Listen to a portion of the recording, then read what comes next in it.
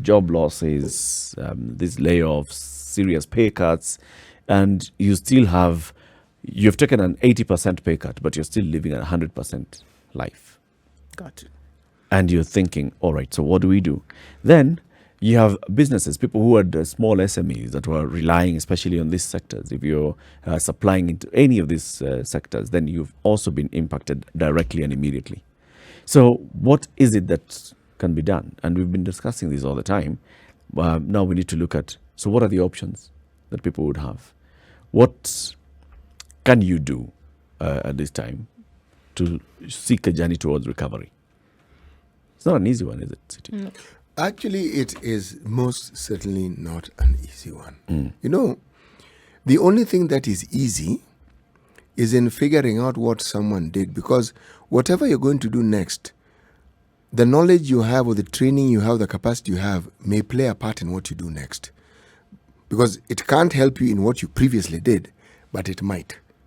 But the real tool you have here is your mind and its versatility.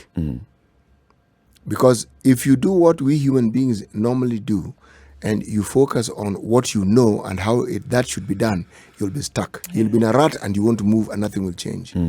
But if you're willing to open your mind and to determine, okay, what perhaps when I look around me, perhaps needs doing and no one is doing, and where have I blocked my mind to perhaps earning a living and I have not considered it as a viable path that I could open my mind to. Remember, one of the biggest hindrances to opening your mind is actually education. People who are very educated, you get your diploma, you get your degree. Without knowing it, you've already segmented in your mind things you can't do. Forget the things you can do. Someone mentions it's a no before you're not even giving it and you're not even thinking about it. I can't do this. It's interesting that you say that also. I think it's also going to require a shift, a major shift in thinking. Because you had, I mean, just like you're saying, you had people who were earning in the millions, right?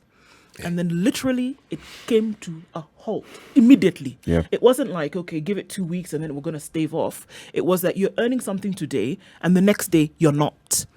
I think then people have also come to the realization that there can be a change in status, but it really doesn't matter. If you're going to survive, that means that you now embrace other things that before you likened to things like shame. Because you lived a certain status, you would not then be able to touch that with a 10-foot pole. But I think that the realization has dawned on quite a number of people that it really doesn't matter what it is that you do. If you get something then that is going to sustain you, if you get something that's, because we're talking about putting food on the table, right? And paying for shelter and making sure that your family members are sorted out. And I think that is what has happened for a lot of people. We saw the pictures of high-end vehicles opening up to become fruit baskets to sell. Why do you think that has been? Because people have realized that it really doesn't matter what it is that you're driving at the end of the day. If you're not alive, that's when it doesn't matter. I think so. There has been a mind shift, and I do agree 100%. I think that's what needs to happen. It's not running around and looking for that contract.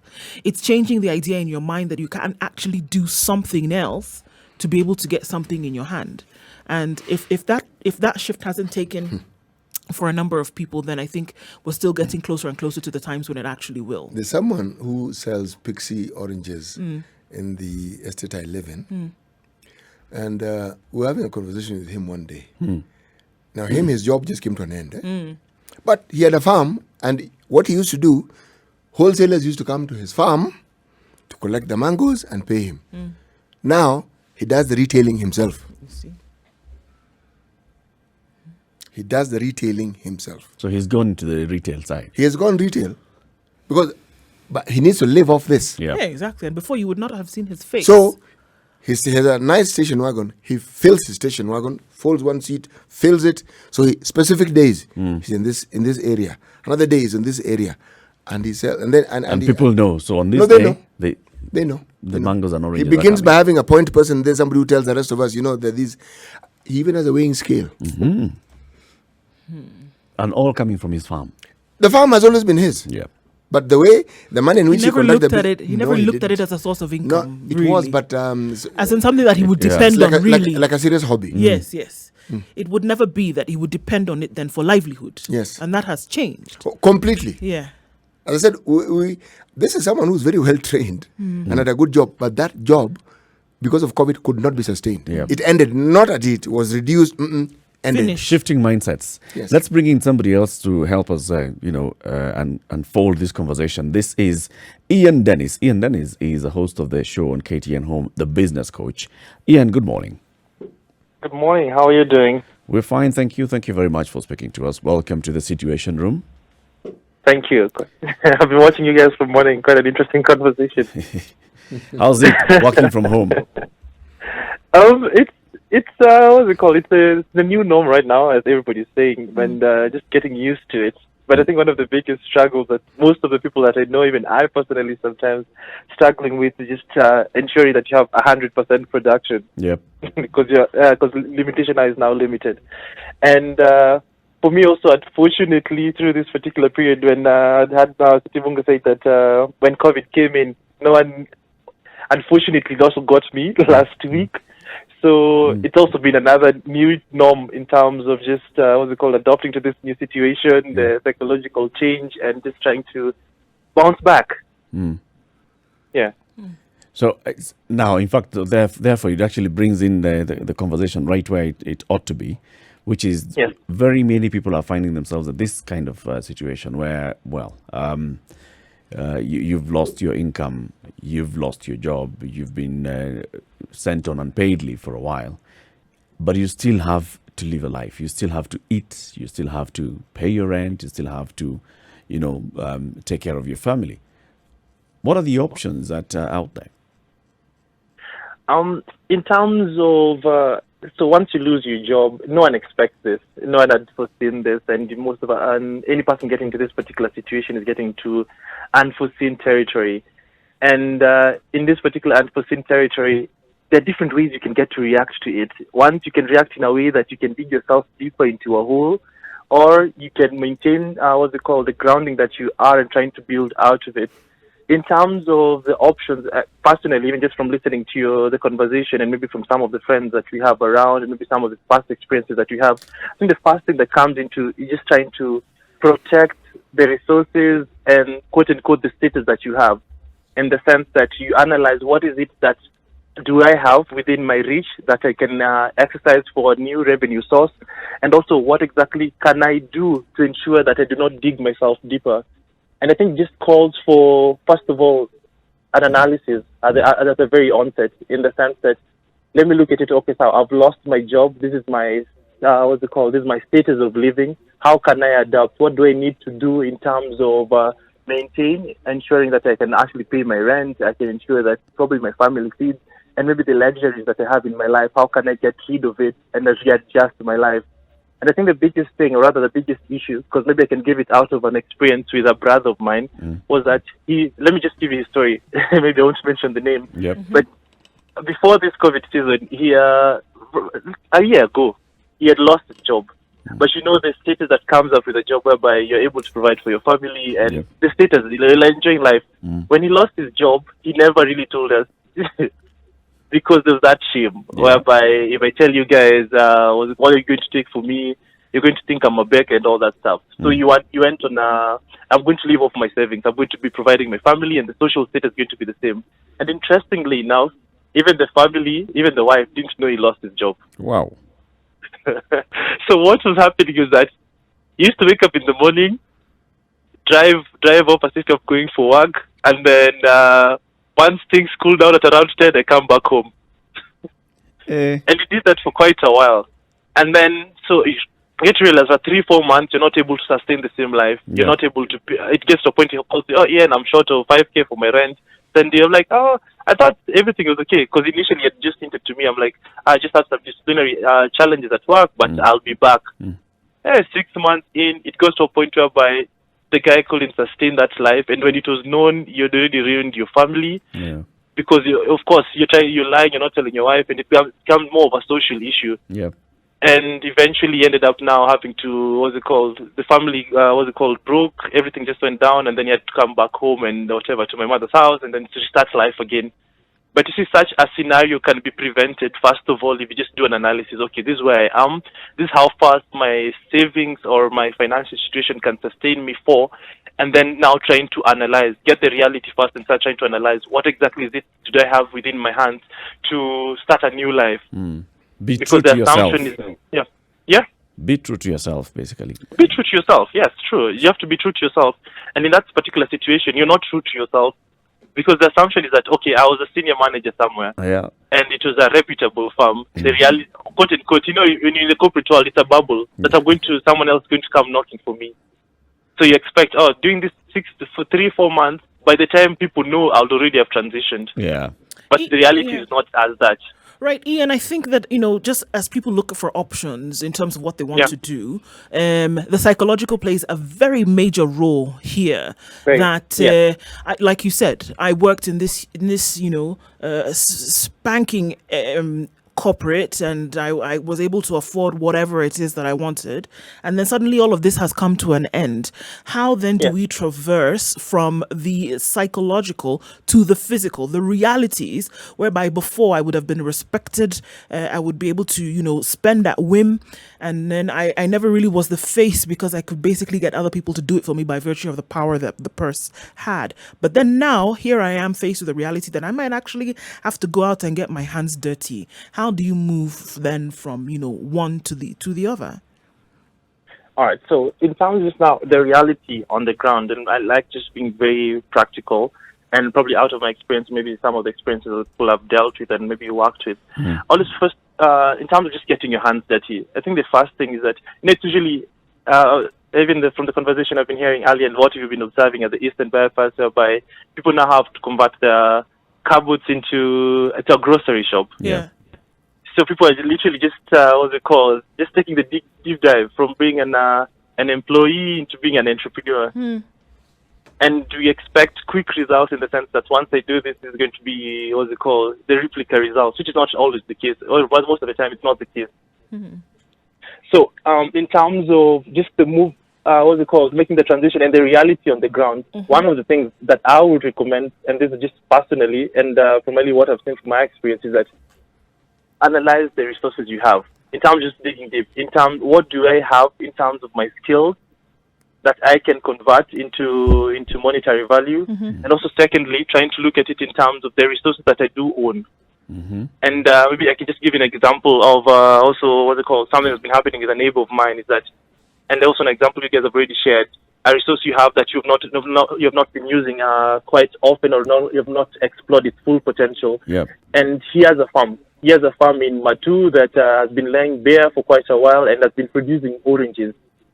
So season after season, and luckily enough, let's say a month ago, it was the season of oranges, and he was able to, the farm was able to produce a lot of oranges. These are resources already I have in hand. So the whole idea is trying to now look at the value chain. How exactly can I get the full value of it? How can I access the market? And how exactly can I get the full, return out of this? Yeah, because maximize everything out of this. Yes.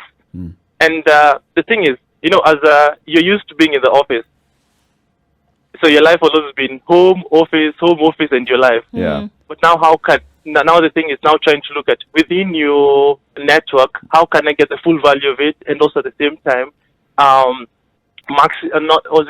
leverage it, not spend so much energy as trying to be like the other entrepreneur, but he's been doing it for the longest time. Yeah.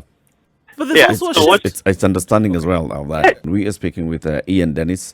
He is a host of the KTN Home Show, the business coach. We are discussing what's happening now in terms of people losing their livelihoods, life changing. You've been laid off work, you have lost your job, you've been sent home on unpaid leave for an unknown period of time. What do you do? Because you still have got to live. And what are the options out there? We'd also like you to participate in this conversation on 0719-012-600. Give us personal experiences and advice on what you've seen people doing and what can actually be done practically. We are discussing the options available for anybody who has lost their livelihood right now. I mean, anybody. This is a time when the reality is that people are losing jobs. Reality is that people are being sent home on unpaid leave. Reality is life is changing, and changing very fast. And then from the way things are looking, I mean, you cannot see that, this is going to There's be no a end in 1 sight. month or 2 month. You can't really predict how long you're going to be in this kind of situation. So what is it that you do? We are having a conversation, and joining us on the line is Ian Dennis. He's the host of KTN Homes show, The Business Coach. He's also giving us, personal experiences. And even as we were talking like this, looking at the people who immediately made decisions, like CT were telling us, this person had a very well-paying job, but has a farm. And this farm has been producing some oranges, some mangoes. He decides, I'm going to get into this business, sell the fruits myself, distribute them around the estates, market them myself.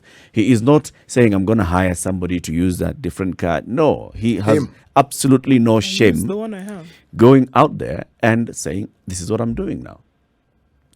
And even speaking about it openly to friends like yourself and saying, you know what, I lost my job. I had a farm. It grows this. I can get an income out of this. That's what I'm doing. When you saw those images coming out of the Eastern Bypass of people who go and park their cars and they open up the boots and they're selling fruits and vegetables, it basically tells you the same thing. You know what is really amazing? If you drive a vehicle in this town and you are on a road that there's usually some sort of queue because of either the lights, they're all these very entrepreneurial citizens who are always selling you one thing or the other. Now we move to the next step. It's those in the cars that are selling It's you those one thing who or the are, other. and the car is theirs. And it's not just fruits. They sell all sorts of artifacts, anything. But they've realized there is a market for these things, and this is where people pass by, and the likelihood of somebody who uses this road buying this thing is high. So this is where I'm going to station myself. It speaks of the resilient nature of Kenyans and the resilient spirit of Kenyans, all right? But there's also the other side of things. How soon somebody accepts their situation and makes a decision. Ian has just given us an experience of somebody who lost a job but continued living this lifestyle, fake lifestyle. And the impact of that was huge. Lost his family. I mean, there was acrimony with his family, having to move back home. Decisions that he could have made months earlier, he didn't make. And you talk about people who immediately you lose a job and you say, okay, so what is it that we want to do immediately? No. I live in this house. It's a 4-bedroom house. I'm paying X amount of money. I was able to afford it with my salaried income. Now I don't have that. I only have savings. And those savings are now becoming an infinite resource, a finite resource. So how long can we continue living in this house with the savings that we have? Vis-a-vis, how long can those savings take us if we went to a house half the rent? Remember, we discussed this with regards to landlords. It's a reality that faces employees as well as business owners. Yeah.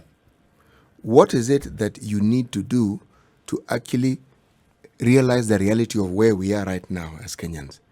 If you own a block of flats where people have been paying you 400,000 shillings per flat, I was being told a very interesting story by a friend of mine, and he says, all these heavy-duty houses that people are paying, again, that 400,000 shillings in Muthaiga, said many of them, people who lived there were people in the diplomatic corps, and many of them have gone. He says, he was telling me, he says he has friends who discovered that rent has gone down. Because 2-3 months go by, you realize, it's 400,000. 2 months, that's 800,000. That's 800. Yes. 3 months, 1.2 million. 1.2 million. Realize, no. So they're saying, from the story I was being told, some are going for 200,000, 250. Some are even going to 150. Because that house was long paid for. 60% reduction in rent. Yes. Let it have an income. Let it have somebody at least living let in some it. money come in. Yeah. Now, how the story came up, he was telling me how some friend of his was moving from Westlands, where the landlord had refused to move, and said, why am I struggling with this person? And I can move to a bigger, a more spacious, more prestigious For place less money. for less rent For than less this money. thing. Why shouldn't I? Now, again, that's thinking. So, if you're a business owner, there's a reality check for you as well. You can't expect to get the same thing and get this. In the times we live in, that, my friend, will be living in an unreal world. Yes. Ian, we can come in at any point in this conversation. We keep talking about employers and how employers behave, right? Employers are very quick to make those decisions, looking at the bottom line, looking at the cost of business, and they're saying, all right, so where am I going to cut? First is let's reduce this. You're giving tea to your employees, remove tea. Next, you tell them, all right, now take a pay cut. Next, okay, half of you are going home. These decisions are made immediately. Why is it so hard for the employee to make such quick adjustments? I think an employee, because you have so many attachments. Business, it's an organization. An organization has no feeling. It's about the bottom line. Yeah. A group will not have feelings about it. Just looking at the bottom line. What exactly is happening? What's not working? How can we change it? And you exist to make money and make profit as you create value. But on the other end, an employee, you look at it in terms of, it's about emotional attachment. And I think as human beings, and we always want to be attached to this particular social status because they work here. So it's hard for me to adjust. But a company will be quick to adjust. Because whatever perception you have of this particular company, they will eventually bounce back out of the actions that they do. But the human being, for us, it's a very different mindset. I think also, as you'd alluding to earlier on, about the situation that you're in, and the importance of people analyzing the resources they have in value. And you've talked about what are the rentals, what exactly is happening to the high-end rentals, and the situation that's there. I think also another important thing will be, especially for employees, and unfortunately if you've lost your job, I think the first thing is just, as I've talked about, just analyzing what resources do I have.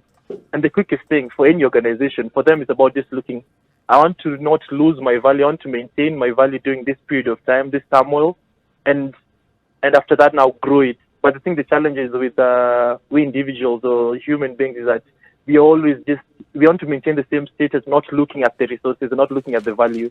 You may want to have a hold of something that I don't need, that can create for me immediate that can create for me immediate value, but because of the sentimental attachment, you're not quickly able to move.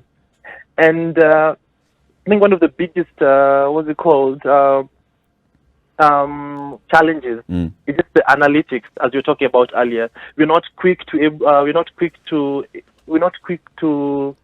analyze where exactly am I, and also quick to analyze ourselves.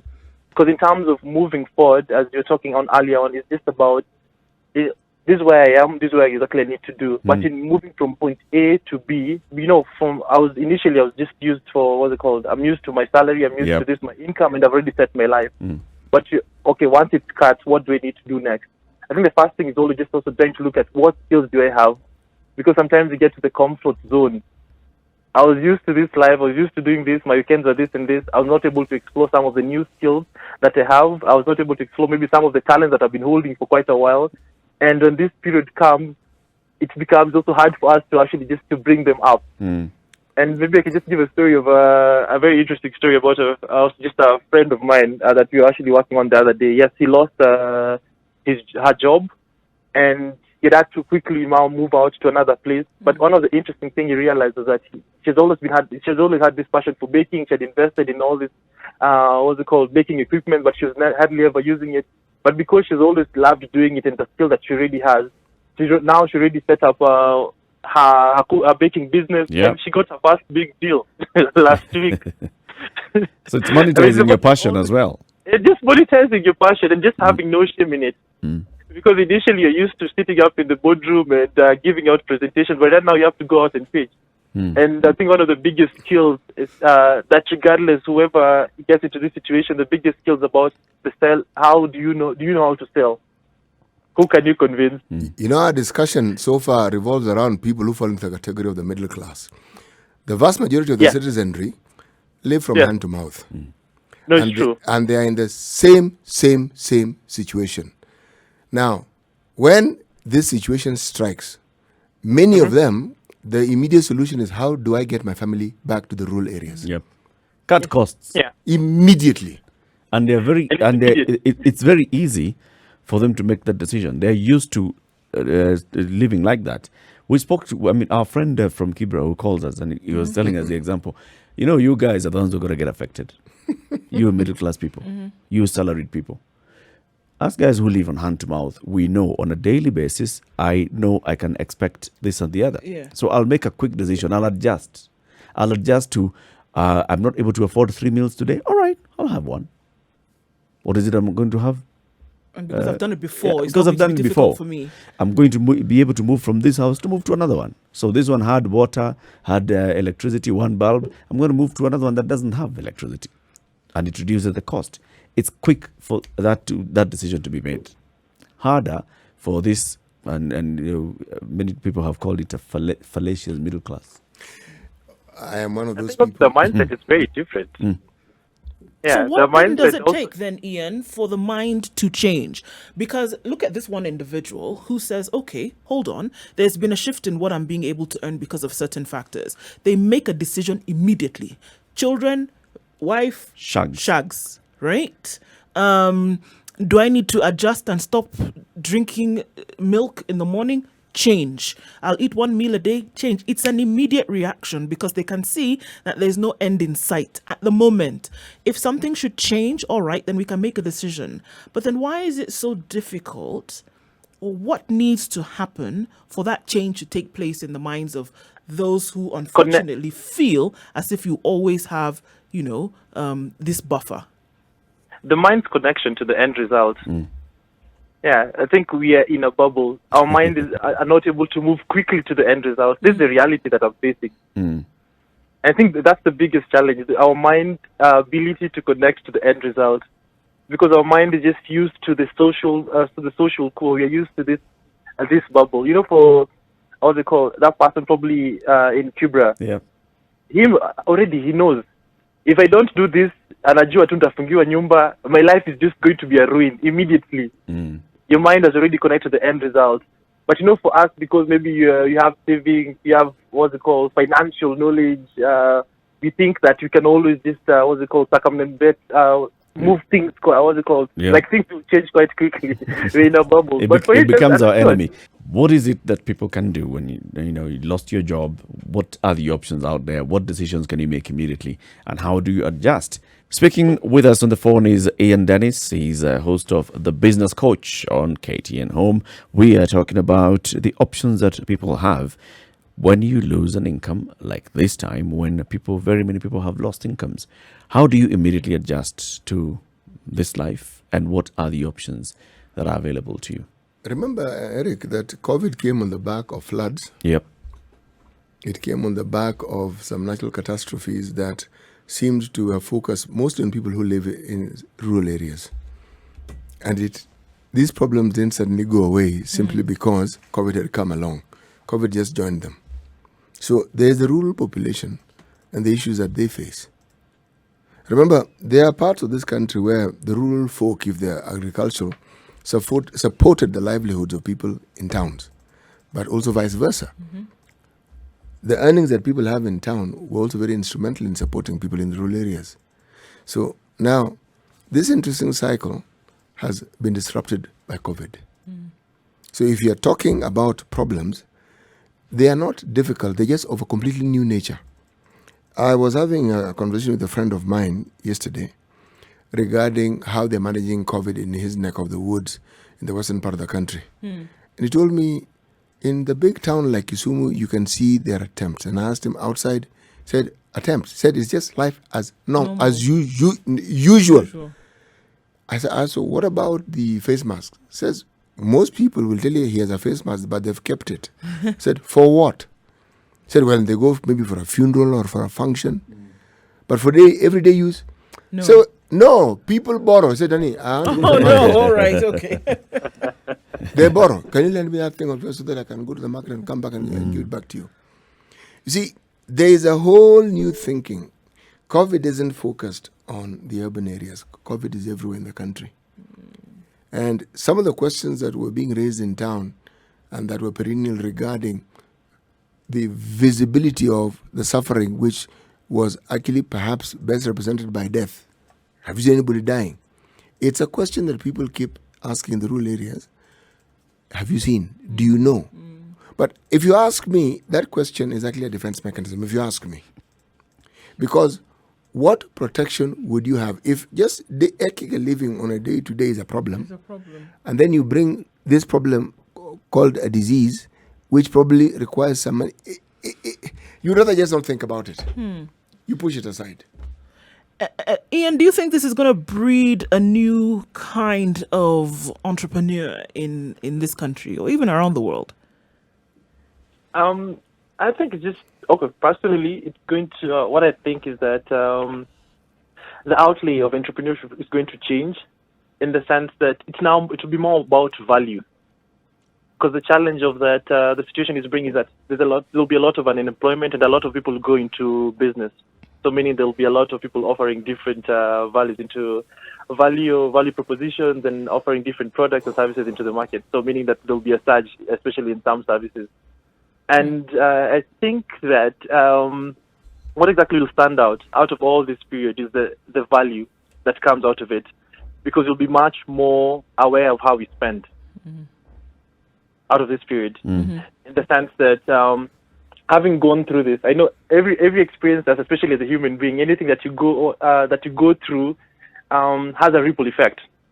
If I go through this experience whereby there's a point I had no money and I had to leave, out of the tools that I have, I'll become much more aware of the value that I spend. So the only thing that I see, especially going forward and after this period, if we go through it, the spending is going to be, we're going to be much more value centered.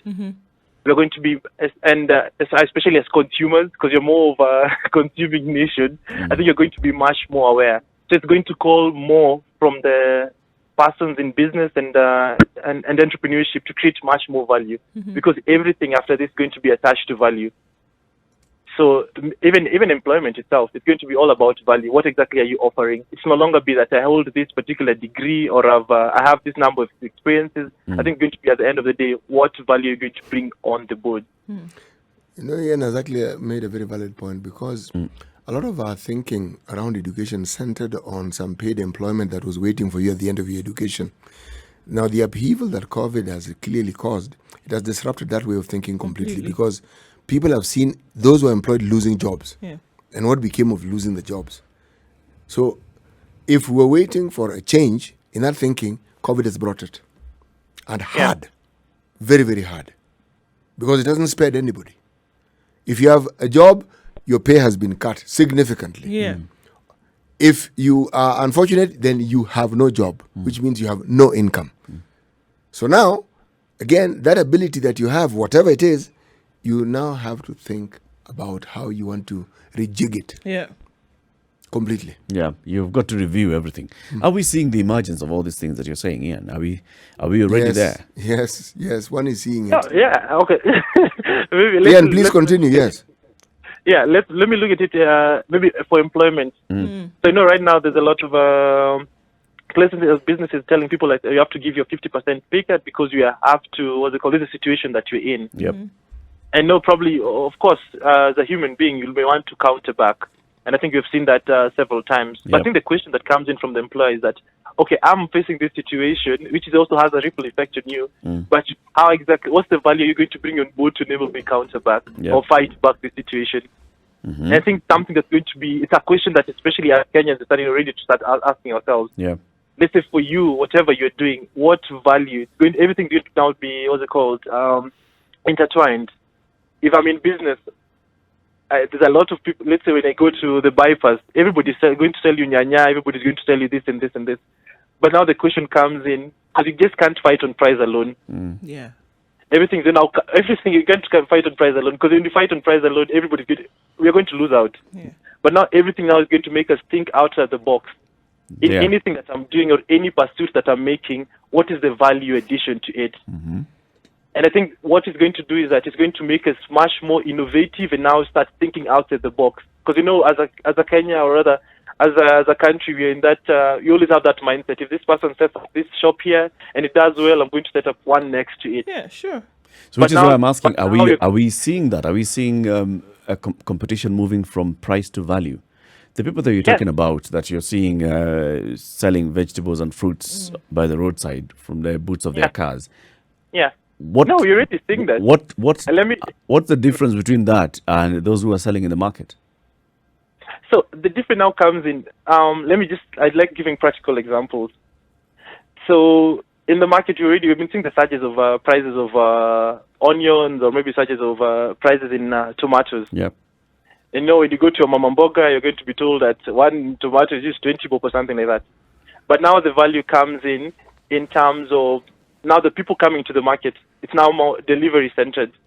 So the value is that not only am I going to deliver that particular onion to you, but I'm also going to ensure that I get a better quality. Because right now you're seeing a lot of people now venturing to farming, meaning that there's a lot of people, a lot of people trying to create much more value into it.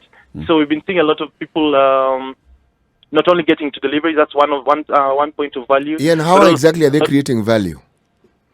So I'm getting to that. So one sort of value is delivery, which is it's already been there, but you're also seeing a lot of people now trying to get into what's it called? Can I say manufacturing? So I hear you saying something like, if you had a cow in your yard, as an example, and then you get milk. So we're seeing diversification. So people now are getting that milk, not just selling the milk, but maybe are going ahead to make yogurt and things like that, and then being able to sell. Is that what you're saying? Yeah.